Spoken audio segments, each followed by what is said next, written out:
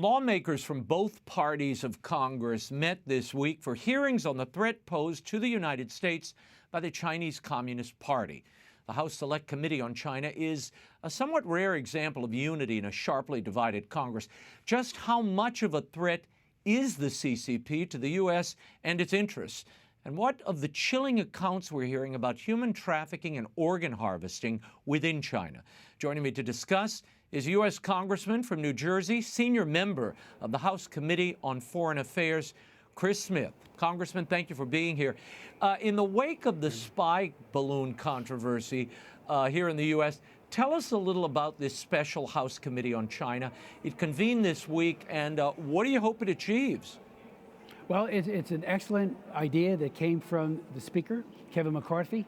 It is a select committee, which adds an additional set of eyes and ears and a probe into what I consider an existential threat to the world, including the United States, posed by the People's Republic of China. The Chinese Communist Party has treated its people so horribly.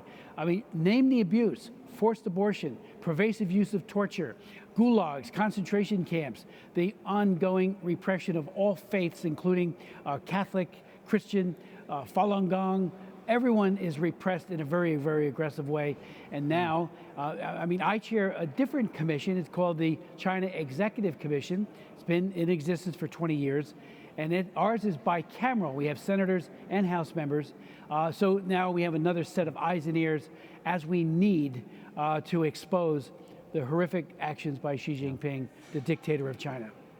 Congressman, I'm going to get to the bill that you're sponsoring, and it's an important one, in a moment. Your hearing focused this week on the economic might of China. Tong Yi, a human rights activist, testified at the hearing and had this to say. In the U.S., we need to face the fact that we have helped to feed the baby dragon of the CCP until it has grown into what it now is. Since the 1990s, U.S. companies have enriched themselves by exploiting cheap labor in China and have, in the process, also enriched the CCP.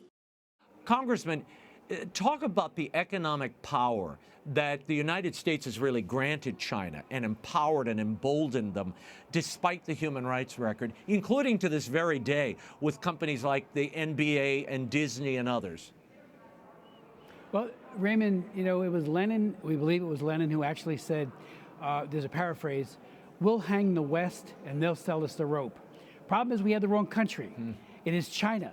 Our businesses, and unfortunately a great number of politicians, Bill Clinton, in my opinion, was the worst because he de-linked human rights from trade on May 26, 1994. And when he did that, it became open season to repress while having no penalty whatsoever with regards to their ability to export. And they are an exporting country. Without that, they don't have an economy. And I've introduced legislation to reimpose the linkage between trading and human rights. I've met with the members of the Ways and Means Committee, including its chairman, just last week, to say, at our own peril, and of course, the terrible things that have happened to the Chinese people, the exploitation of labor, sweatshops, and all the other human rights abuses, we've enabled that. Maybe unwittingly, maybe everybody didn't know in the 90s. I certainly knew, and I said it. I did a press conference right after Bill Clinton de-linked human rights and trade and said, we just lost China. It's on C-SPAN. People can watch it. May 26, 1994. We lost China, and we sold out the people of China for money. I'm all for trade as long as there are conditionality and conditions affixed to it. And one last thing, Raymond, they were able to get all kinds of capability that is dual use for their military. Why does just about everything over there look just like ours? Fighter jets, the cruise missiles, they either stole it or we sold it to them. Just so naive and short-sighted on the part of the U.S. government and especially our big corporate partners and players.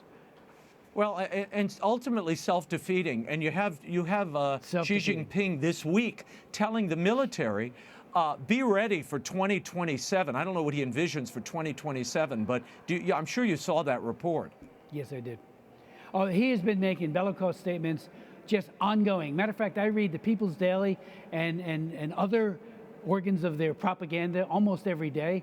They continuously say to the people of Taiwan, don't expect any help from the United States of America. Look what they did in Afghanistan.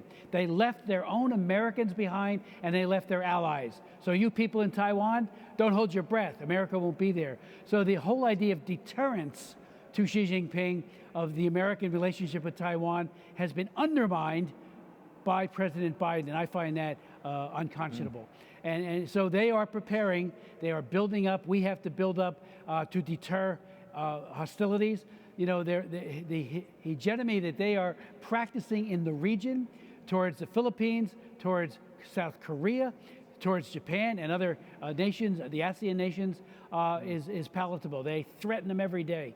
And they say, again, America is not your trustworthy ally. Congressman, China's long been committing this genocide against the Uyghur Muslims, documentation of mass concentration camps.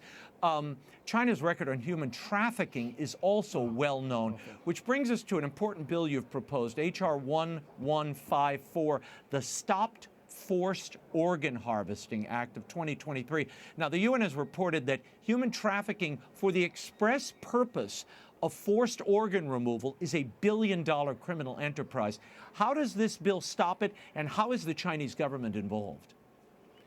Thank you for that question, Raymond. I've been raising the issue of forced organ trafficking. I wrote our trafficking laws for the United States, TVPA in 2000. It's our main trafficking law. I've been unable to get focus on what's happening with forced organs transfer, where they kill people, murder them to get 2, 3, or more organs out of their body for transplantation.